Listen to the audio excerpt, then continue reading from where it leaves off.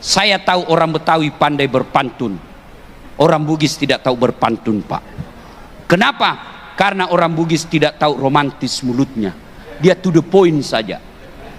Kalau orang-orang misalnya Melayu, dia lihat anak gadis cantik, dia mau lamar untuk anak, aku lihat ada bunga di taman, bunga itu sudah siap untuk dipetik.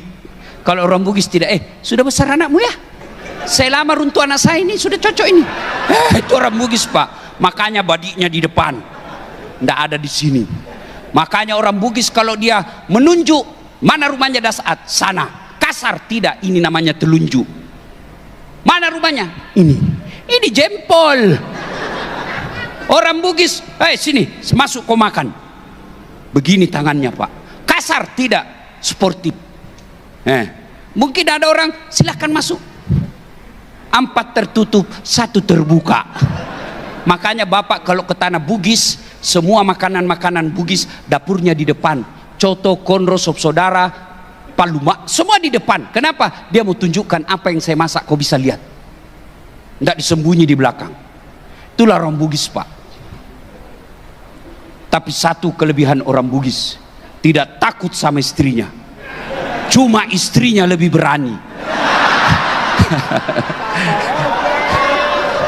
Islam secara benar, bukan Islam pencitraan, bukan Islam pilpres. Hati-hati dekat pemilu. Politisi langsung penampilannya kalah ustad, keluar masuk masjid pakai serban, pakai gamis, bagi-bagi kartu nama. Begitu terpilih dia ganti nomor HP-nya. Ada kau tahu begitu? Ya kau salah, kenapa kau pilih? Ya, Islamlah secara benar, dan janganlah engkau ikuti langkah-langkah setan. Karena sesungguhnya setan itu musuh yang nyata bagi kalian. Musuh kalian bukan polisi, musuh kalian bukan tentara, musuh kalian bukan ulama, musuh kalian adalah setan, di mana setan itu musuh yang nyata bagi kalian.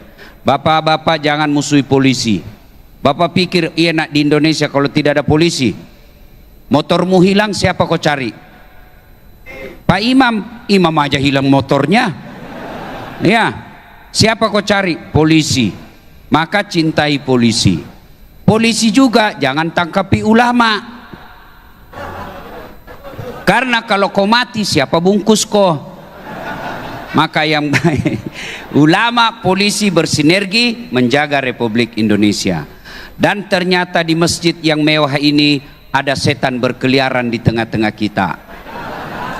Setannya bukan pocong. Apa setan yang ada di tengah-tengah kita? Bentuknya handphone.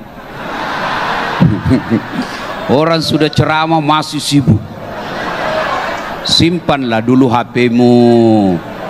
Woi, bos, saya itu kemarin pagi masih di Banjarmasin. Tinggalkan Banjarmasin, terbang ke Makassar, jam 11 tiba. Langsung pergi Kabupaten Sulawesi Barat namanya Majene. 8 jam naik mobil. Nggak ke rumah saya itu, langsung dari bandara langsung ke Majene. Dari Majene malam tadi acara Maulid itu pulang jam 11 malam. Sampai di Makassar jam 5 pagi. Nggak pergi lagi saya tengok anak istriku. Langsung ke bandara. Setengah 5 tadi, setengah 6 tadi boarding sampai ke sini. Untuk apa? Menghormati undangan Bukaka. Maka saya sudah menghormati perusahaan kalian, tolong hargai juga perasaanku. Mana caranya? Simpan itu HP-mu. Selama kau pegang HP pasti tidak dengar ceramah. Saya mau rekam Ustadz. Kalau Bapak Ibu rekam gambarnya tidak jelas, suaranya tidak jernih, pasti kabur. Sudah jelek muka kok kasih kabur lagi. Gimana caranya? Tuh ada kamera saya bawa. Ada kamera, gambarnya bagus, suaranya jernih. Tapi kau bawa pulang kameramu Ustaz, tenang, buka di YouTube. Hari ulang tahun PT Bukaka. Nah, itu muncul, ketik. Sudah tidak mau muncul Ustaz, hakul yakin tidak ada kuotamu. Sudah nonton, jangan lupa like and share. Kalau ada iklan, jangan di skip.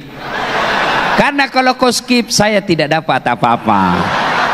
Yang bagus, kalian semua dapat ilmunya, saya dapat pulusnya. Jangan ketawa, saya serius. Ya, simpan HP, bisa? Bisa? Wa qala idzan, bismillahirrahmanirrahim. Ya ayyuhalladzina amanu taqullaha haqqa tuqatih wa la tamutunna illa wa antum muslimun. Wahai orang-orang yang beriman, bertakwalah kalian kepada Allah dengan sebenar-benarnya takwa, dan janganlah kalian mati kecuali dalam keadaan beragama Islam. Ayat ini Jumat dibacakan khatib, seolah-olah Allah ingin berkata kepada kita, wahai hambaku, kamu mengaku Islam, kamu identitasmu Islam tertulis, tapi belum tentu kau mati dalam keadaan beragama Islam. Dan rasa-rasanya ayat ini susah diterima akal. Jangan kamu mati, berarti mati kau yang ngatur.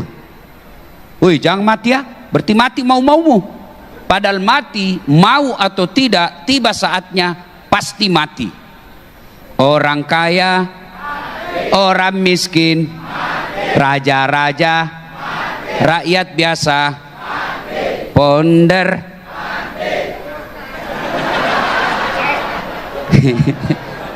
orang kaya, orang miskin, raja-raja, rakyat biasa, ustadz, senang betul. Semua mati. Berarti yang jadi masalah bukan mati. Yang jadi masalah bagaimana kondisimu menghadapi kematian. Karena itu menentukan keislamanmu. Insya Allah kita tidak akan mati dalam keadaan judi. Insya Allah kita tidak akan mati dalam keadaan berzina. Insya Allah kita tidak akan mati dalam keadaan sakau. Yang bisa membuat kita mati kafir, hubbi aklil haram, suka mengkonsumsi barang-barang haram. Satu di antaranya menerima uang serangan fajar ketika pemilu yang akan datang. Betul-betul baru kau pelakunya. Hei, saudaraku, jangan peras calegmu, jangan peras calon pemimpinmu. Calon pemimpin dan caleg jangan juga kau sogok rakyatmu. Ya, hei, kau tidak akan kaya dengan menerima 300 sampai 500 ribu, dan kau tidak akan miskin dengan menolak serangan fajar itu. Tapi yang pasti, apa yang kamu coblos menentukan masa depan perusahaanmu. Kalau perusahaanmu tidak disenang sama pimpinan, hancur kau dicarikan masalah. Maka jangan salah pilih. Jangan kau pilih karena satu kampung, sama-sama orang Jawa, jangan.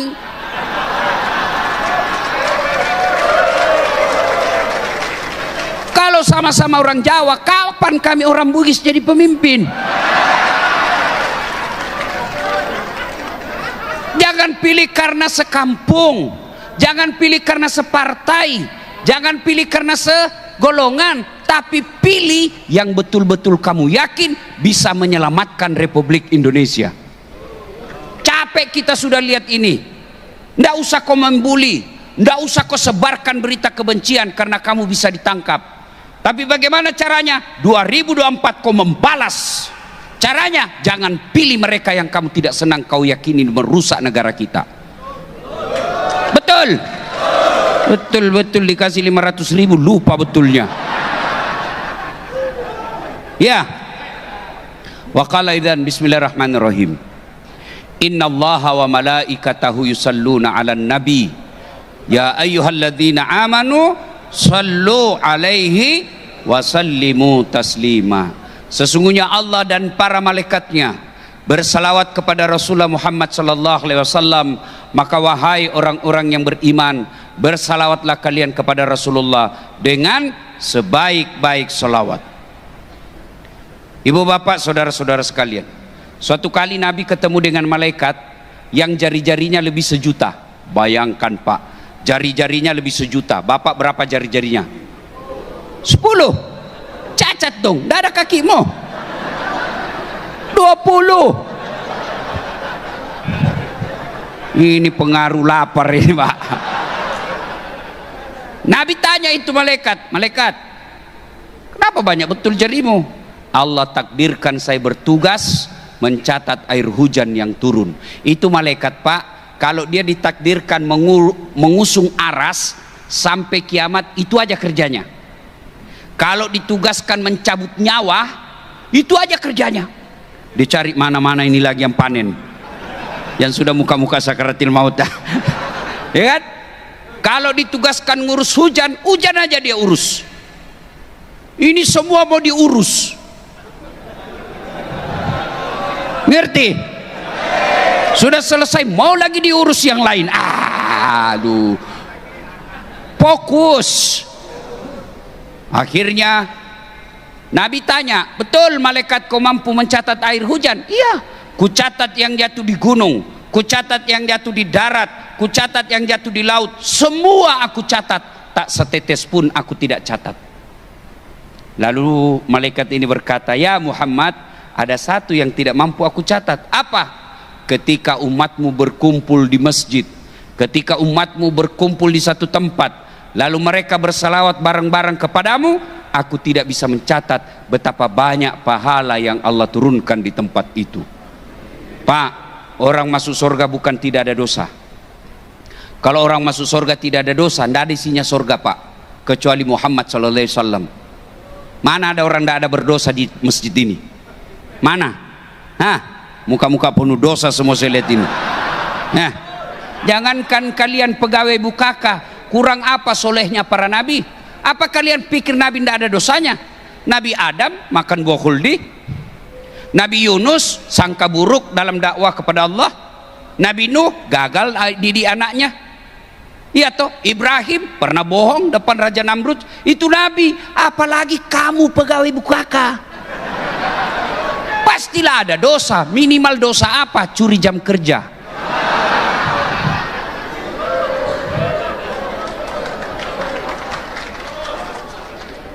Maka yang membuat orang masuk surga, ditimbang kebaikannya, timbang keburukannya, kanan baik kiri buruk, timbang punya timbang, ternyata kebaikannya jauh lebih berat daripada dosanya. Maka diponislah dia, diberikan keputusan MK, Mahkamah Kekuasaan Allah. Jangan sangka buruk. Kau ngerti lah maksudnya, karena bahaya kalau salah pecah orangnya. Masuklah dia ke dalam surga, ditimbang kebaikannya. Maka saudaraku, kalau kau yakin banyak dosamu, imbangi dengan memperbanyak kebaikan. Supaya apa? Ditimbang nanti kelakuanmu, ternyata lebih berat kebaikanmu daripada dosamu, meskipun selisih 0,1%. Dan diputus negara bukan. Siapa yang putus? Bukan Mahkamah Konstitusi. Siapa yang putus? Allah Subhanahu wa Ta'ala, dan yakin tidak akan memikirkan keluarga. Mahkamah Allah tidak akan ada itu. Ya, jangan kau pikir bisa kau sogok. Nah, ya.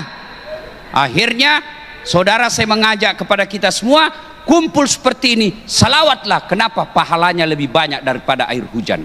Maka saya mau ajak bersalawat. Bisa? Kita dengar dulu, kita tanding dengan emak-emak dengan bapak-bapak. Bisa? Nah, bapak-bapak diam, kita dengar dulu emak-emak. Ya, emak-emak ini ras terkuat di bumi. Allah sudah kasih alis yang baik, dia ubahnya lagi, Pak. Untuk ras terkuat dia. Weser kanan belok kiri. Diprotes, kenapa kau belok kiri, nak kau weser kanan? Dia bilang, kenapa lihat weserku? Mestinya kau lihat setir saya dong. Mana bisa kita lihat setirmu? Inilah ibu-ibu. Ayo, Bu, kita selawat dulu, Bu. Salatullah, keras, Bu. Ala toha rasul, salatullah salamullah ala yasin, 9,5. Nah ini bapak-bapak, ayo jangan mempermalukan jenis kelamin kita bos ya. Salatullah, Masya Allah, ala toha rasul, salatullah, ala yasin. Masya Allah, nilainya 9,7. Oke, kau diam semua, kita dengar ini para direksi. Nah, kau diam. Diam. Jangan salah-salah. Ini kan bos, ya kan? Ya, salatullah ala Tuhan, salatullah ala yasin. Masya Allah, nilainya 9,9. Iya Pak, tinggi nilainya Pak. Kenapa? Beliau yang undang saya, beliau yang kasih honor. Kalau nilainya rendah juga honor saya Pak. Oh, bicara soal honor Pak, saya punya pengalaman pahit. Saya dikasih amplop, senang sudah saya Pak. Naik mobil saya tarik itu dari kantong amplop saya. Ternyata salah kasih panitianya Pak. Susunan acara dia kasih saya Pak. Allahu Akbar. Mudah-mudahan di sini tidak salah Pak ya.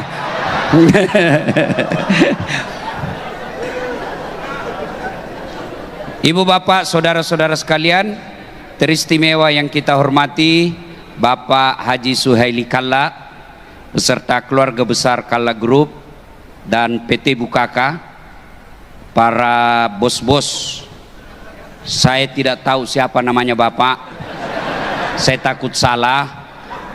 Ini anak muda lebih gagah dari saya, tapi saya penuh pesona. Mana buktinya? Semua kamu foto sama saya toh.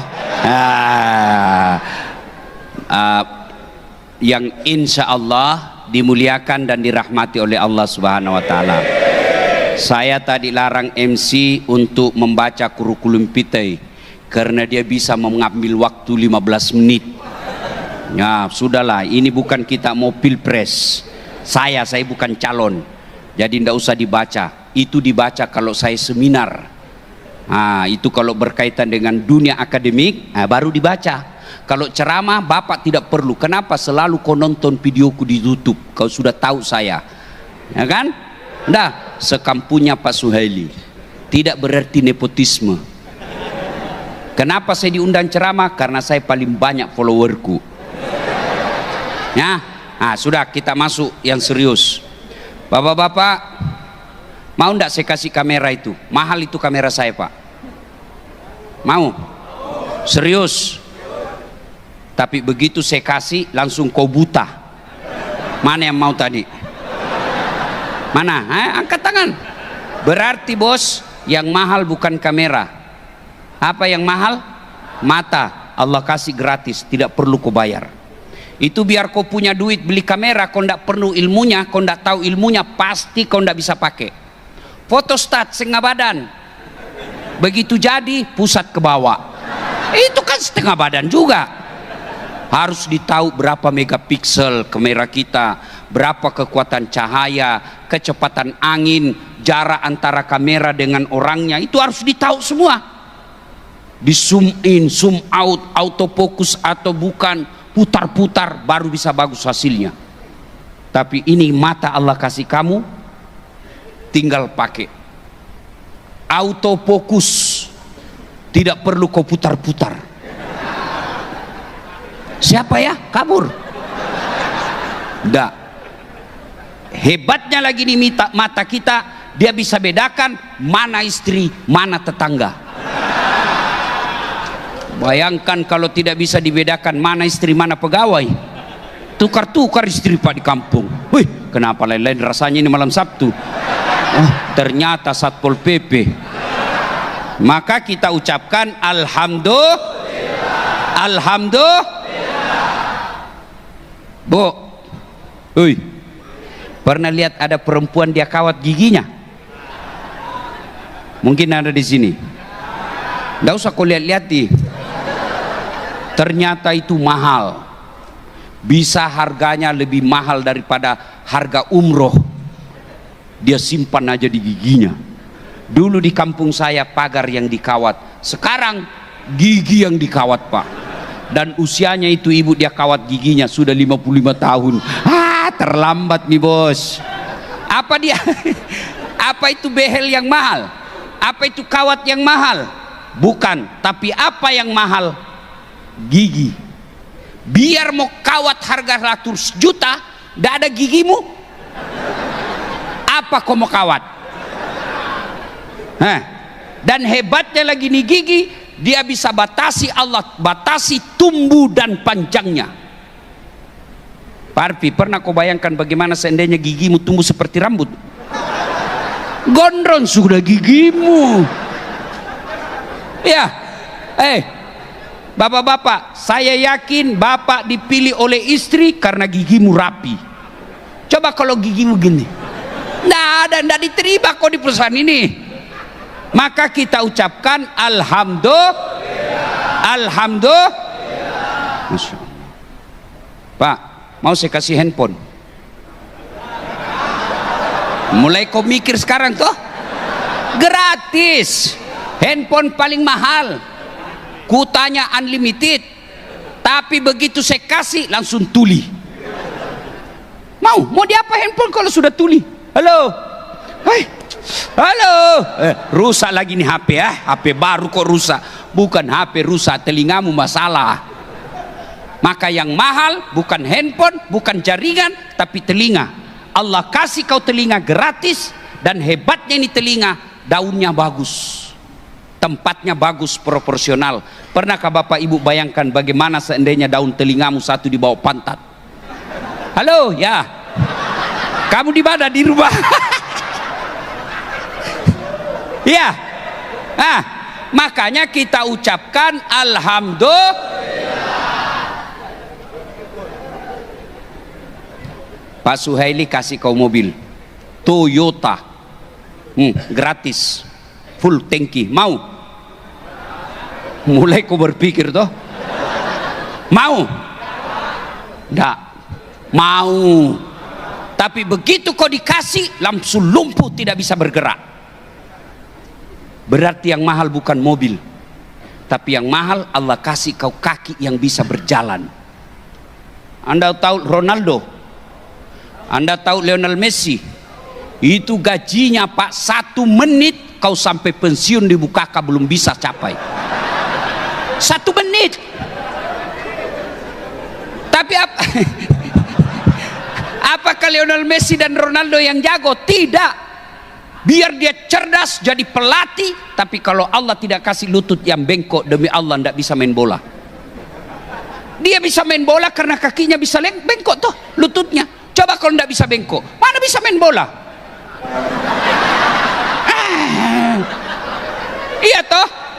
Bapak bisa naik tangga karena bisa bengkok lututmu. Mana bisa naik tangga?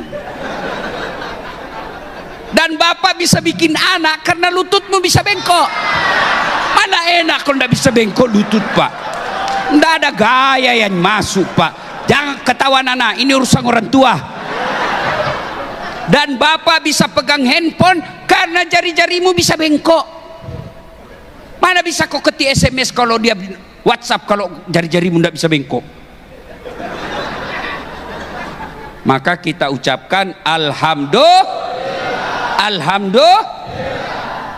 Baru saya buka pendaftaran driver di kantor saya. Masya Allah, puluhan yang daftar. Dan rata-rata sarjana. Mana ada sarjana mau jadi sopir, Pak? Tapi karena tuntutan hidup, daftar, bahkan ada yang magister mau jadi sopir. Kenapa? Karena susahnya pekerjaan. Alhamdulillah ada PT Bukaka, tempatmu bekerja. Tidak perlu lagi kau bawa maaf. Kamu sudah bekerja. Tapi posisi saya beda. Justru itu beda sehingga perusahaan ini jalan. Kalau kau semua mau jadi direktur, siapa yang mau angkat-angkat besi?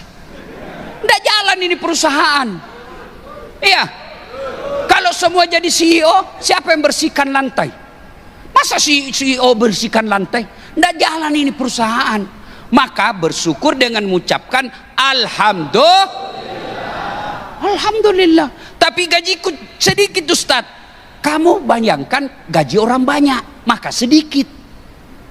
Coba kalau kau bandingkan gaji orang yang angkat-angkat batu cobek, yang mereka di jalan jual-jual kerupuk, sudah syukur Alhamdulillah dia dapat 50.000 satu hari. Kenapa kau anggap gajimu kecil? Karena kamu bandingkan yang tinggi, pasti kau kalah. Jangan bandingkan gajinya sama Pak Suhaili. Kenapa? Beliau yang bikin di perusahaan, masa lebih banyak gajimu? Yang bener aja. Iya. Maka ucapkan Alhamdulillah. Begitu caranya supaya cantik istrimu kau lihat. Jangan bandingkan artis, pasti jelek istrimu. Bandingkan juga yang tetanggamu itu yang beda-beda tipis, pasti kau bersyukur. Tapi istriku jelek, disitulah adilnya Allah. Karena kalau cantik istrimu, dia malu jalan sama kamu. Kenapa? Karena kau jelek. Maka hidup ini yang penting Alhamdulillah. Pertanyaan besarnya, sebagai pegawai BUKK, kalian sudah bekerja sehingga bisa menghidupi anak istrimu, meskipun seleramu belum sesuai dengan apa yang perusahaan kasih. Yang kedua, kenapa gajimu sedikit? Karena ingin mengakomodir orang banyak bekerja. Bapak misalnya bersahabat, mohon maaf Pak ya, mohon maaf, ini bapak berdua sahabatan, mohon maaf, berdua sahabat 24 jam hampir selalu sama ya, cuma karena rahim berbeda sehingga tidak saudara. Lalu bapak ini minta, Ustadz naikkan gajiku. Saya bilang, saya naikkan gajimu 200.000, tapi saya ambil dari saudaramu ini, mau ndak? Mau ndak? Pasti beliau katakan, ndak, lebih baik saya sekarang begini. Begitu. Kenapa gajimu sedikit? Kenapa? Karena kalian banyak yang mau diurus. Coba kalau cuma 10, sedikit diurus. Maka kenapa sedikit gaji? Karena mau mengakomodir orang banyak. Kenapa sedikit? Karena kita lagi masalah. Negara bukan cuma BUKK yang punya masalah, semua kita punya masalah. Maka masalah bukan ditangisi, tapi dengan cara syukuri masalah itu. Setelah itu kamu bangkit. Ya, bagaimana cara bersyukurnya? Satu, pelihara ini perusahaan. Cara memeliharanya paling ringkas, paling gampang, uhuwah, persaudaraan. Yang merusak persaudaraan, kalau ada di kantor ini merasa lebih hebat dari yang lain. Dirut tidak boleh menganggap enteng cleaning service. Kenapa? Kamu bisa bekerja dengan tenang karena rapi dan bersih ruanganmu. Siapa yang punya urusan membersihkan ruanganmu? Tidak mungkin CEO. Tidak mungkin. Siapa? Bagiannya cleaning service, sehingga kamu bekerja tenang, tidak ada bau-bau di dalam kamarmu. Itu. Kalian pegawai jangan anggap remeh security. Kenapa? Kalian bisa tenang bekerja karena ada yang jaga motormu. Siapa yang jaga motormu? Tidak mungkin Parpi. Yang bener aja aku suruh jaga motor. Siapa yang jaga motormu? Itulah security. Kalian juga pegawai jangan suka meremehkan pimpinanmu. Kenapa? Karena dia bos. Kenapa dia bos? Karena beliau yang atur ini manajemen.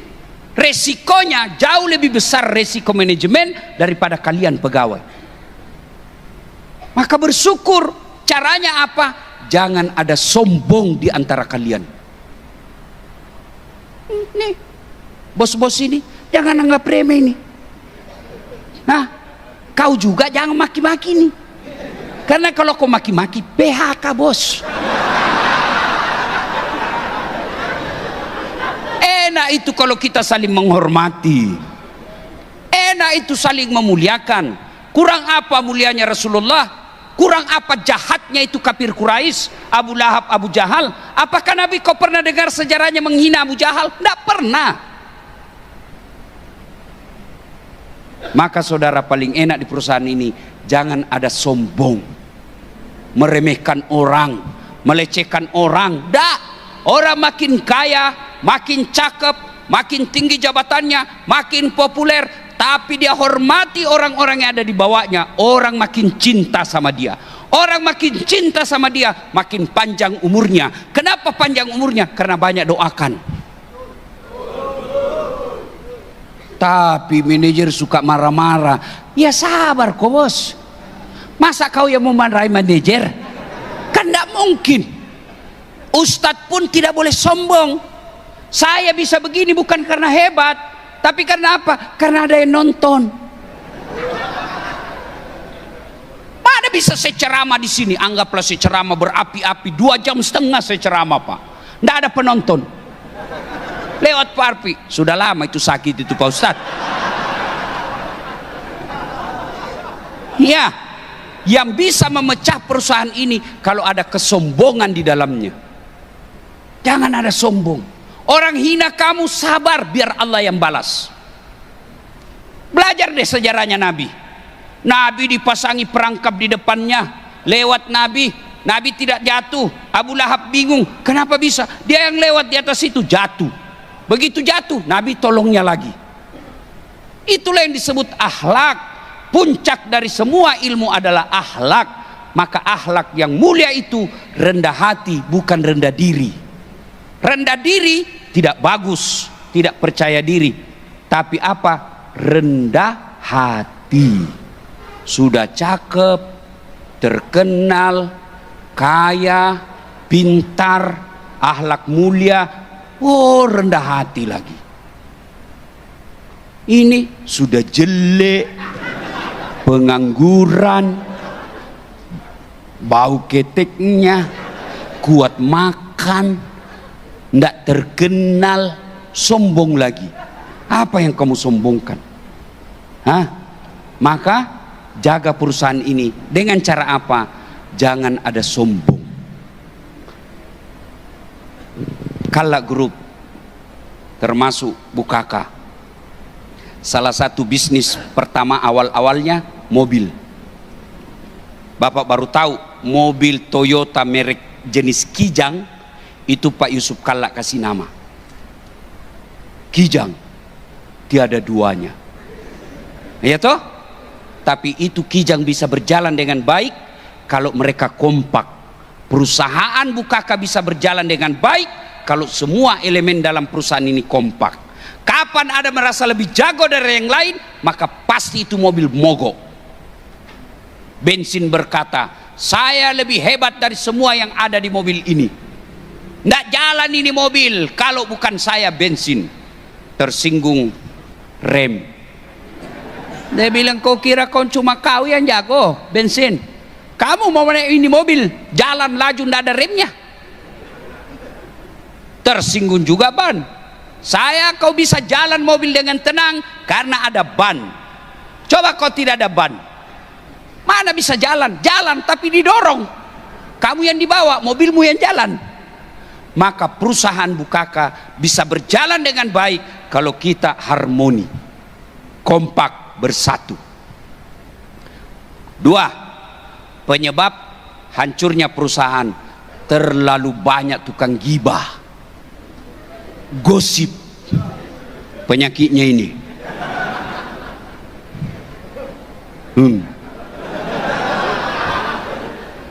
Kumpul begini masih gosip itu. Dia enggak gosip tapi mukanya dong, baru masuk temannya kantor. Dia enggak ngomong tapi sinis mukanya. Temannya pakai baju baru. Apa? Apa?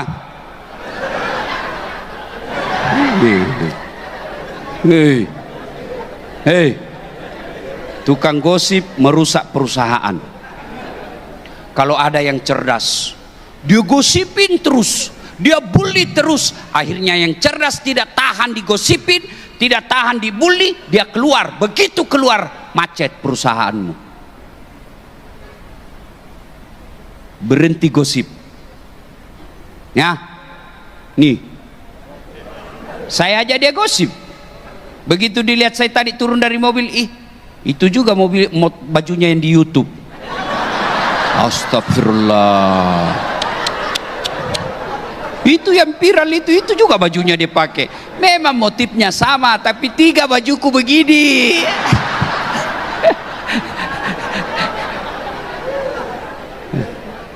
Hei, 3 yang merusak perusahaan kita. Malas.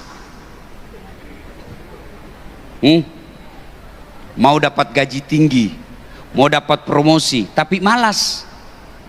Sampai kantor main game aja kerjanya di komputer.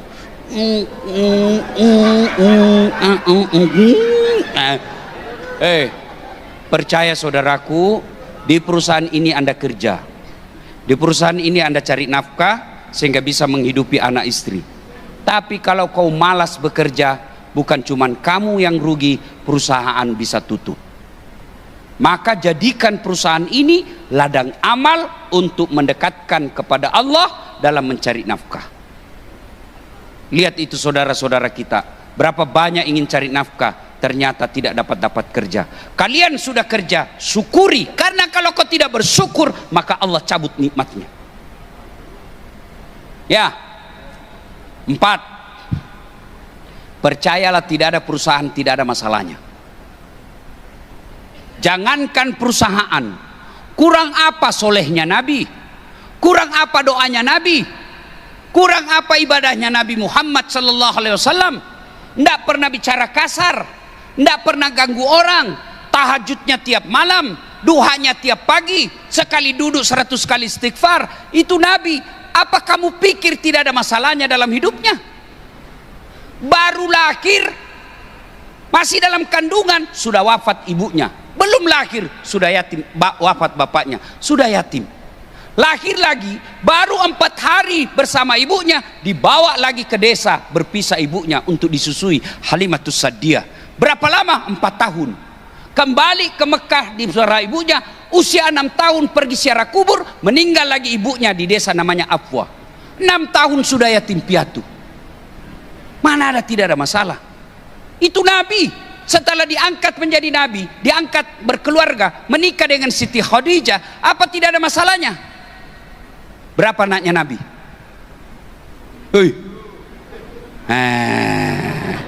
Bahaya. Berapa anaknya Nabi?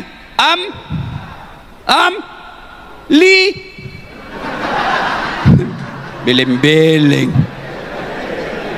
Siapa anak pertamanya Nabi? Siapa? Tidak ada yang tahu. Siapa anaknya Jokowi?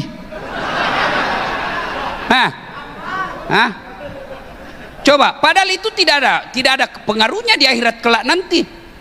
Yang memberimu syafaat siapa? Muhammad sallallahu alaihi wasallam. Tapi apa kecewanya Nabi? Betapa kecewanya Nabi melihat umatnya tidak tahu siapa anak pertamanya, berapa anaknya.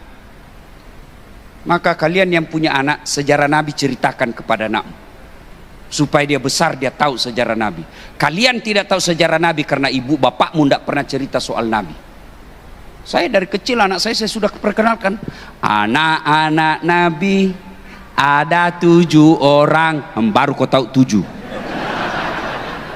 3 laki-laki, 4 perempuan. Pertama Qasim, Abdullah, Ibrahim, Zainab, Ruqayyah, Ummu Kalsum, Fatimah. Baru kau tahu 4 laki-laki, 3 laki-laki, 4 perempuan. Baru kau tahu pertama Qasim. Itu lagu kasih kenal. Tidak usah lagu-lagu tidak ada gunanya.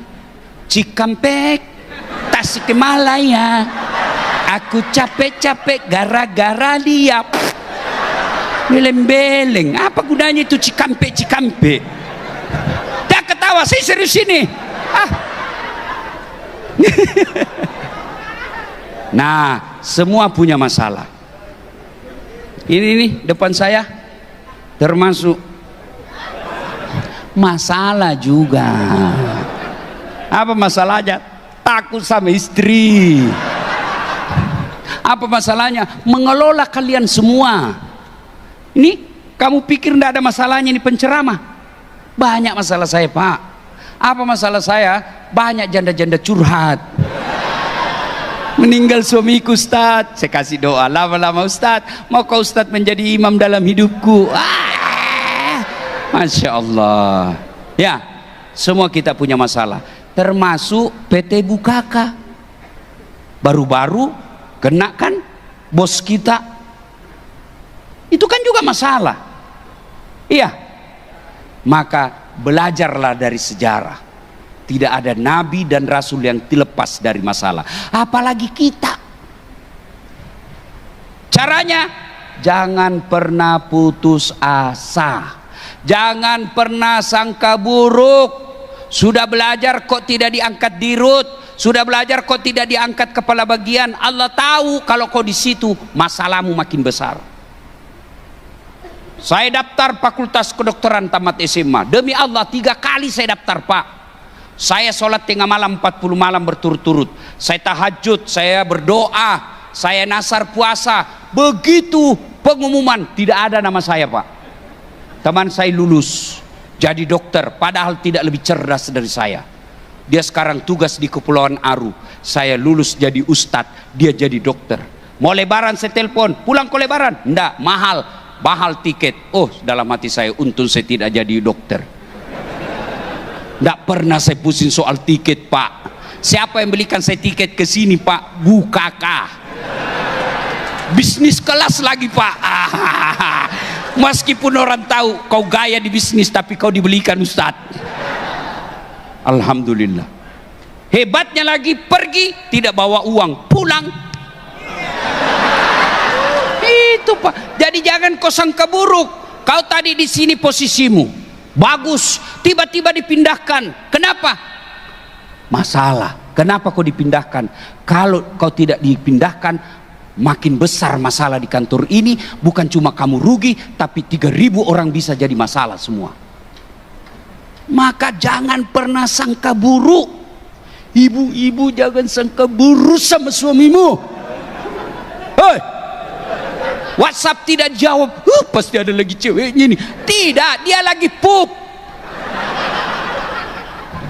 Telepon lagi tidak dijawab, oh berarti dia lagi sholat duha. Telepon sore tidak dijawab, berarti dia lupa HP-nya. Sangka baik, tenang perasaan. Tiba-tiba masuk WhatsApp temanmu, saya lihat suamimu bonceng cewek, cantik betul. Alhamdulillah, berarti suamiku lagi nge-grab. Itu namanya sangka baik. Sangka baik, begitu ada masalah, sangka baik, insya Allah pasti ada yang terbaik di situ. Waman yusri yusra, bersama dengan kesusahan, bukan dibalik. Kalau dibalik itu susah dulu baru dikasih. Ini tidak, bersamaan. Arti dari waman yusri yusra, bersamaan dengan kesusahan ada kemudahan. Susahnya satu, kemudahannya tak terhingga. Pasti. Yusuf alaihissalam di penjara. Apa doa Yusuf? Ya Allah, saya lebih senang dalam penjara di sini. Yang penting engkau ridha kepadaku daripada saya di luar tapi engkau murka kepadaku. Tenang perasaan. Orang hina kita, orang sangka buruk, dia hina kita, dia cerita jelek, dia bersangka buruk sama kita. Alhamdulillah. Kenapa? Dosa kita dia ambil. Begitu konsep agama. Kau cerita kejelekan orang, maka amalmu nanti diambil, dosanya kau ambil. Enak toh? Sangka baik. Kenapa jelek istriku tukang cerewet? Karena Allah tahu kau mampu menghadapinya. Karena tidak mungkin kau dikasih Allah kalau kau tidak mampu. Kenapa suamiku jelek? Allah tahu itulah jodohmu yang pas. Hei, jangan juga setengah mati kau hina suamimu.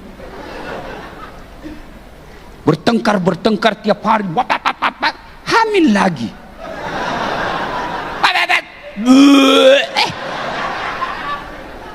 Hei, Pak, jangan juga kau hina istrimu. Karena tidak gampang itu jadi istri. Berapa gajimu? 5 juta. Kamu yakin bisa hidup 5 juta di Jakarta ini? 5 juta mana bisa hidup? Itulah hebatnya istri. Dia bisa jaga duitmu 5 juta. Coba kalau kau yang pegang. Tanggal 9 sudah habis. Itulah hebatnya perempuan. Meskipun dia suka ngomel. Ngomelnya menunjukkan dia perempuan. Kalau dia tidak pernah ngomel, kelainan. Memang sudah begitulah perempuan. Dan hebatnya itu perempuan runut kalau dia marah. Persoalan pertama ditanya, selesai nomor 2 lagi, selesai nomor 3, tuntas semua dia ulang lagi 3 tahun yang lalu. Itulah perempuan, Pak, ahli sejarah.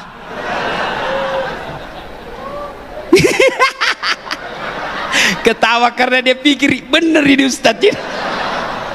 Maka rumus menghadapi perempuan, sabar, jangan lawan. Nggak usah ajak ngomong. Apalagi kalau dia sudah bilang pokoknya, diam saja kau. Saya kalau istri saya sudah bilang pokoknya ambil obat tidur, ngomel aja kau, saya sudah tidur. Jangan kau layani, karena ndak gampang juga jadi perempuan. Hei, kau kira gampang jadi istri?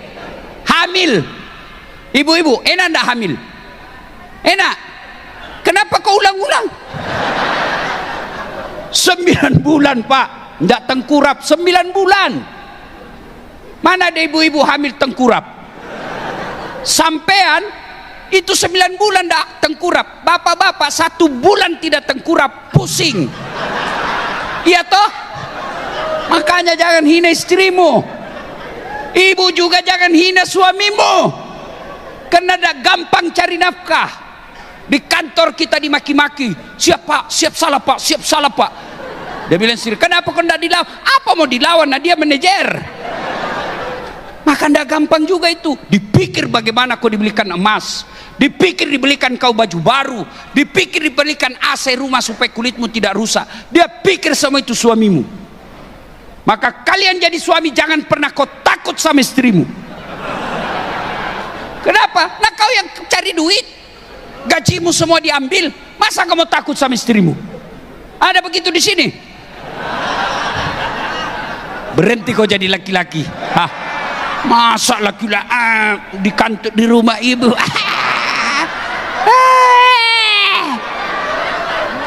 Marah dia Ustadz. Kenapa kalau dia marah? Dia pecahkan piring, bantu pecahkan semua.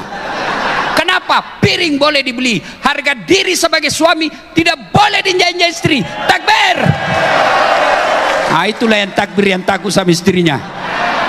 Hei Pak, kenapa saya perlu sampaikan ini? Kalian bisa bekerja dengan tenang karena dukungan istrimu. Mana bisa kita bekerja di Bukaka kalau istri kita suka ngomel? Istri kita tidak kasih tenang. Begitu kau sudah jalan setengah jalan, ditelepon ke istrimu, kau pulang cepat. Kenapa? Anakmu kesetrum. Mulai lagi kita Pak. Besok pergi lagi, kau pulang. Kenapa? Anakmu mau tenggelam. Balik lagi kita. 3 hari dipanggil sama SDM. Apa itu? 3 hari kau berturut-turut tidak hadir, turun jabatan. Gara-gara apa? Istrimu. Maka muliakan istrimu. Tidak mungkin rezekimu baik kalau istrimu kau tidak muliakan. Tenang Bas, tenang. Tenang, saya bela kau ibu. Ya, ibu bapak saudara-saudara sekalian, pada intinya tidak usah panjang ceramah kita. Tidak ada masalah yang tidak ada nilai dan manfaat dalam perusahaan. Tidak mungkin. Allah hadirkan masalah dalam perusahaan bukan untuk menghukum kita, tapi memberikan kebangkitan. Dengan cara apa? Kalian harus bangkit, jangan putus asa. Orang putus asa, kata Nabi, bukan orang beriman. Kamu dihina, dilecehkan, tunjukkan kau boleh hina saya, tapi kau tidak bisa injak-injak saya. Maka itulah yang terjadi pada Rasulullah. Dihabisi, di Taif dilempari, dihina, di kampungnya diusir, tapi beliau tidak membalas. Dia tunjukkan saya orang baik. Akhirnya sampai detik ini Allah muliakan Rasulullah. Namanya saja diinjak-injak, semua umatnya akan mengamuk. Betapa mulianya Fir'aun di zamannya. segala kuasa dia punya, kekayaan dia punya, pangkat jabatan, orang takut lihat matanya itu Fir'aun. Tapi karena dia batil, Allah hinakan sehina-hinanya. Dicatat dalam Quran, haram masuk surga. Dan sehina-hinanya Fir'aun, tidak ada orang senang Fir'aun sampai detik ini. Mana buktinya? Tidak ada satupun di sini yang mau kasih nama anaknya Fir'aun. Coba begitu hinanya Fir'aun. Kau boleh berkuasa, tapi pasti kekuasaanmu ada habisnya. Boleh kau sewenang-wenang, tapi kewenang-wenanganmu pasti ada akhirnya. Yang pasti orang yang baik tidak mungkin Allah sengsarakan hidupnya. Pun kalau ada masalah dalam hidupnya, pasti Allah ingin maqamam mahmuda, saya angkat derajatmu. Demikian, mudah-mudahan ada manfaat. Saya tahu orang Betawi pandai berpantun. Orang Bugis tidak tahu berpantun, Pak. Kenapa? Karena orang Bugis tidak tahu romantis mulutnya. Dia to the point saja. Kalau orang-orang misalnya Melayu, dia lihat anak gadis cantik, dia mau lamar untuk anak. Aku lihat ada bunga di taman. Bunga itu sudah siap untuk dipetik.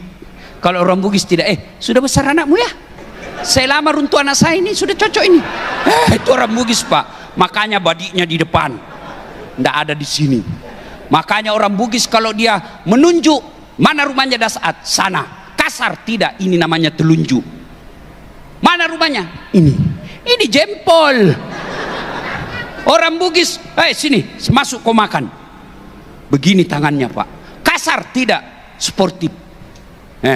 Mungkin ada orang, silahkan masuk. 4 tertutup, 1 terbuka. Makanya Bapak kalau ke tanah Bugis, semua makanan-makanan Bugis dapurnya di depan. Coto, konro, sop saudara, paluma, semua di depan. Kenapa? Dia mau tunjukkan apa yang saya masak, kau bisa lihat. Tidak disembunyi di belakang. Itulah orang Bugis, Pak. Tapi satu kelebihan orang Bugis, tidak takut sama istrinya. Cuma istrinya lebih berani. Menghargai bapak-bapak yang suka pantun, saya akan berpantun. Buah pisang, buah jeruk, buah anggur, buah kelapa, itulah buah-buahan. Terima kasih. Usikum wa nafsi bitaqwallah. Assalamualaikum warahmatullahi wabarakatuh.